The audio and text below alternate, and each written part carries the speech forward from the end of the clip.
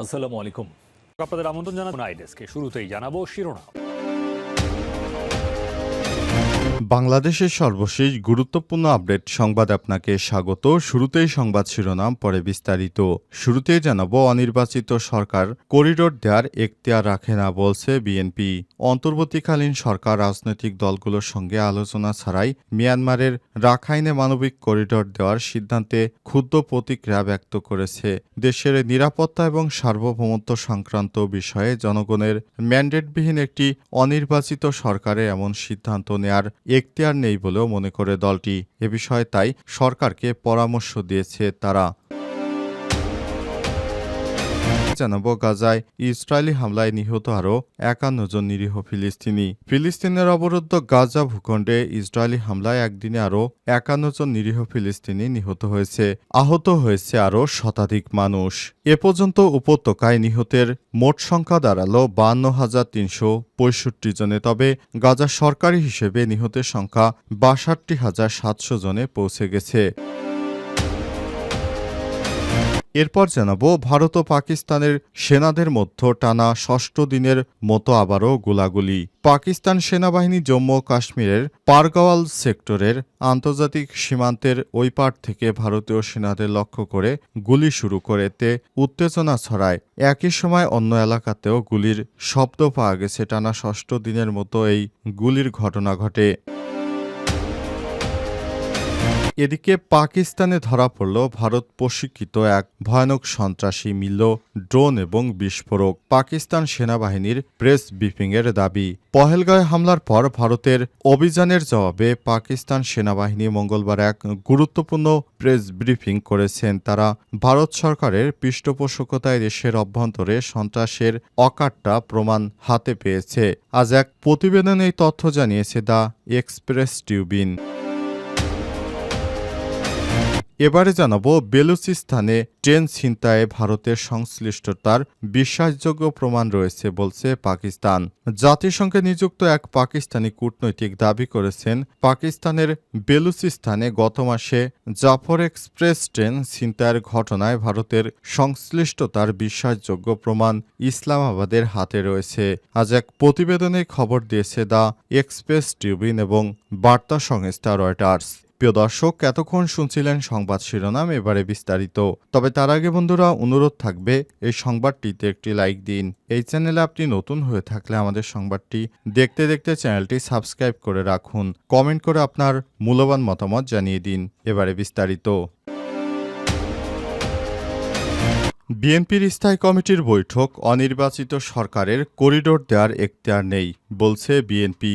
অন্তর্বর্তীকালীন সরকারের রাজনৈতিক দলগুলোর সঙ্গে আলোচনা ছাড়াই মিয়ানমারের রাখাইনে মানবিক করিডোর দেওয়ার সিদ্ধান্তে ক্ষুব্ধ প্রতিক্রিয়া ব্যক্ত করেছে বিএনপি। দেশের নিরাপত্তা এবং সার্বভৌমত্ব সংক্রান্ত বিষয়ে জনগণের ম্যান্ডেটবিহীন একটি অনির্বাচিত সরকারের এমন সিদ্ধান্তে নেওয়ার এখতিয়ার নেই বলে মনে করছে দলটি। তাদের সংখ্যা রাজনৈতিক দলগুলোর সঙ্গে আলোচনা এবং রাজনৈতিক মতানৈক্য ছাড়া এই ব্যাপারে চূড়ান্ত সিদ্ধান্ত নিলে সেটি ভবিষ্যৎ বাংলাদেশের জন্য বিপদ ডেকে আনতে পারে। তাই সরকারকে রাজনৈতিক দলের ঐক্যমত্যের ভিত্তিতে এমন স্পর্শকাতর বিষয়ে সিদ্ধান্ত নেওয়ার পরামর্শ দিয়েছে বিএনপি। আজ বিএনপির স্থায়ী কমিটির বৈঠকে এমন আলোচনা হয়েছে। বৈঠক সূত্র থেকে জানা গেছে, সব তথ্য রাজধানীর গুলশানে বিএনপির চেয়ারপারসনের রাজনৈতিক কার্যালয়ে অনুষ্ঠিত বৈঠকে লন্ডন থেকে ভার্চুয়ালি যুক্ত হয়ে সভাপতিত্ব করেন দলটির ভারপ্রাপ্ত চেয়ারম্যান তারেক রহমান। জানা গেছে, বৈঠকে বিএনপি সিদ্ধান্ত নিয়েছে একটি দায়িত্বশীল ও দেশপ্রেমিক রাজনৈতিক দল হিসেবে এই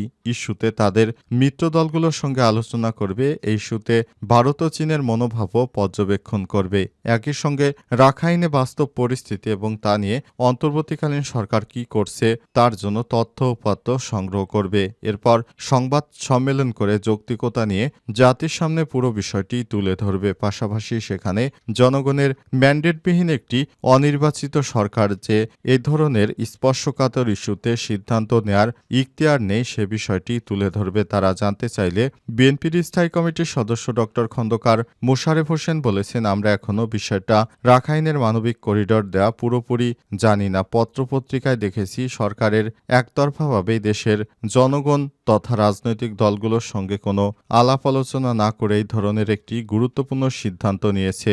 আমরা এটাও শুনেছি মানবিক কারণে তারা এই করিডোর দেবে, কিন্তু সেটা কিভাবে দেবে তা জানি না। আমরা এটাও শুনেছি যে কিছু শর্ত আছে, কিন্তু শর্তগুলো কি এগুলো আমরা জানি না। তাই মনে করি সরকারের এই বিষয়গুলোকে জাতিকে সুস্পষ্টভাবে জানানো উচিত।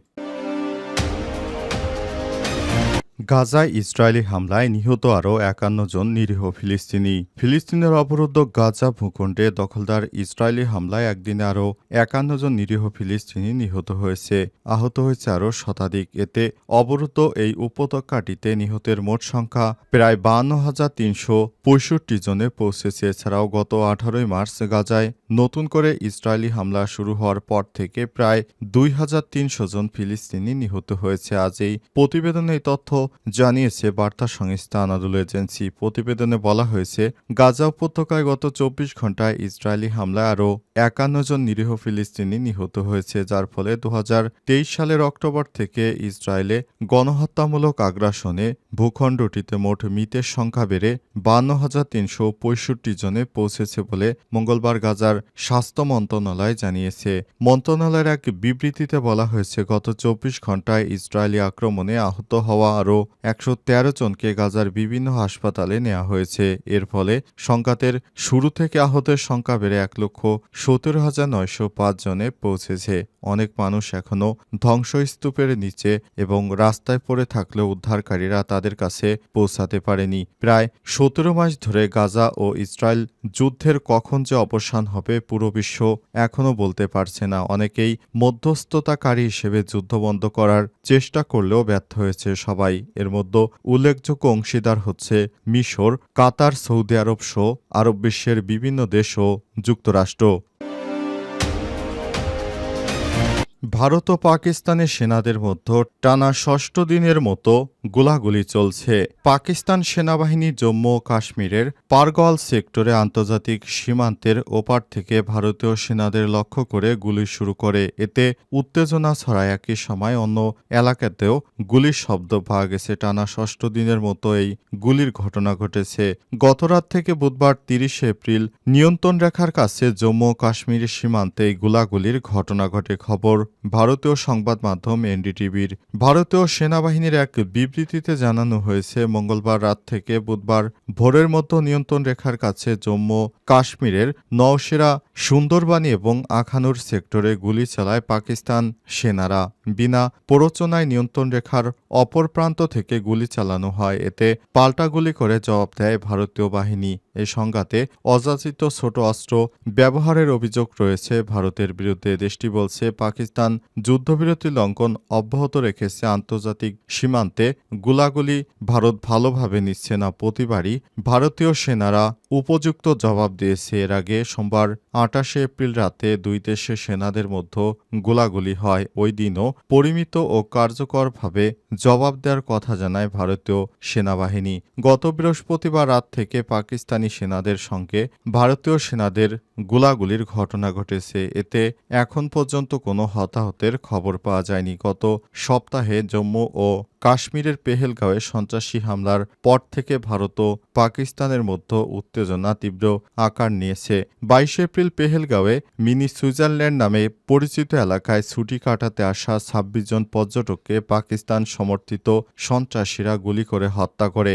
নিহতদের মধ্যে এক নেপালের নাগরিকও ছিলেন। এই ঘটনায় আরও এক কাশ্মীরি স্থানীয় বাসিন্দাও মারা যান। তিনি এক সন্ত্রাসীর কাছ থেকে রাইফেল কেড়ে নেওয়ার চেষ্টা করছিলেন। এই ঘোষণার পরপরই নরেন্দ্র মোদী পাকিস্তানের বিরুদ্ধে সামরিক হামলার জন্য তার সেনাবাহিনীকে একরকম নির্দেশ দিয়েছেন।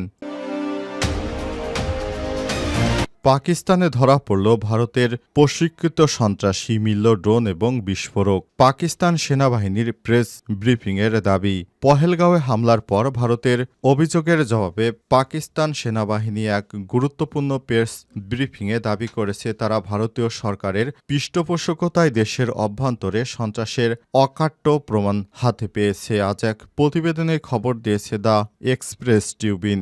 বেলুচিস্তান সহ পাকিস্তানের অভ্যন্তরে ভারত পরিচালিত সন্ত্রাসী তৎপরতার বিষয়টি তুলে ধরে জানানো হয়, সম্প্রতি এক ভারতের প্রশিক্ষিত পাকিস্তানি নাগরিককে আটক করা হয়েছে, যার কাছ থেকে একটি ভারতীয় ড্রোন ও ইম্প্রোভাইজড এক্সপ্লোসিভ ডিভাইস আইইডি উদ্ধার করা হয়েছে। অর্থাৎ এমন একটি ডিভাইস যে ডিভাইসের মাধ্যমে দূর থেকে কোনো গাড়ি বা পরিবহন বা জনসমাগমের মধ্যে বিস্ফোরণ ঘটানো যায় এমন এক ভয়ানক অস্ত্রসহ ভারতের প্রশিক্ষিত এক সন্ত্রাসীকে গ্রেপ্তার করেছে পাকিস্তান সেনাবাহিনী। আন্তঃবাহিনী জনসংযোগ পরিদপ্তর আইএসপিআর এর মহাপরিচালক লেফটেন্যান্ট জেনারেল আহমেদ শরীফ চৌধুরী জানিয়েছেন, 25 এপ্রিল ঝিলাম বাস স্ট্যান্ডের কাছ থেকে আব্দুল মজিদ নামের এক ব্যক্তিকে আটক করা হয়, যিনি ভারতীয় গোয়েন্দাদের প্রশিক্ষণপ্রাপ্ত, যার কাছ থেকে একটি আইইডি, দুটি মোবাইল ফোন এবং 70,000 রুপি উদ্ধার করা হয়েছে। পরবর্তী অনুসন্ধানে তার বাড়ি থেকে আরও 10 লক্ষ রুপি এবং একটি ভারতীয় ড্রোন জব্দ করা হয়েছে।